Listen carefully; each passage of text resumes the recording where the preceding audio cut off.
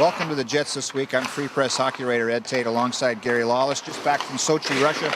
Gary, the Jets are back in action now too. Trade deadline's coming up. What are you expecting of this team to do, if anything, before next Wednesday? Well, 3 weeks ago, I would have told you the Jets were going to be sellers. However, with the firing of Claude Noel and the hiring of Paul Maurice, they've put themselves in a position where they're on the doorstep of being a playoff team. I really think that the next 3 games, they play Phoenix, they play Nashville, and then they play the Islanders all prior to the deadline. The result of those 3 games will tell us a lot. If they drop all those 3 games, I think Kevin Cheveldayoff really has to realistically look at his team's playoff chances and say, you know what, if I can get some prospects, I'm going to flip Olli Jokinen, I'm going to flip Devin Setoguchi, I'm going to do what I can to get assets. If they win all 3 of those games, I think maybe even he gets into a position where he will be a buyer.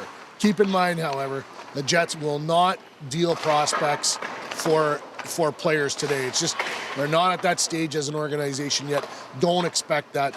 I think any deals you see will be player for player, and they'll probably be cash in and cash out.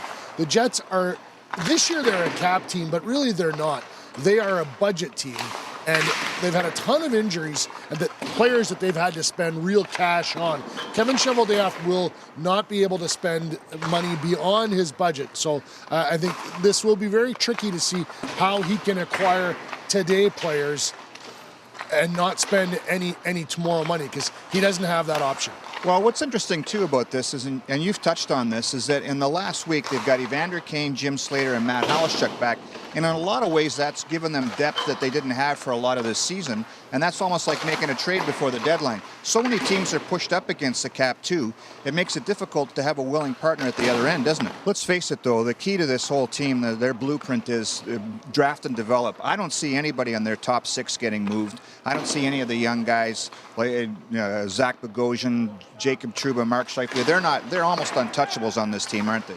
Yeah, I would expect so. You know, once again, 3 weeks ago, that was a different situation. They were in a place where they had to start to really evaluate where they were going to go, and before they made any of those moves, they decided to make a coaching change. And look, I've been on the record as thinking that Claude Noel was a good coach, and it didn't work. Frankly, I was wrong. It was not a successful venture with him. Paul Maurice has come in, and the evaluation of the players and the core of the Winnipeg Jets has to be different now.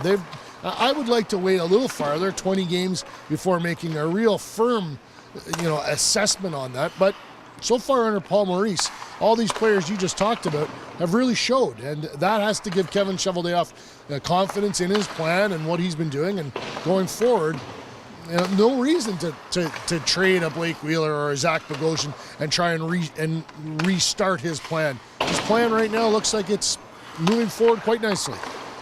Should be an interesting week. Whether the Jets do anything or not, the days leading up to the NHL trade deadline are always fun. For Gary Lawless, I'm Ed Tait. This is the Jets This Week.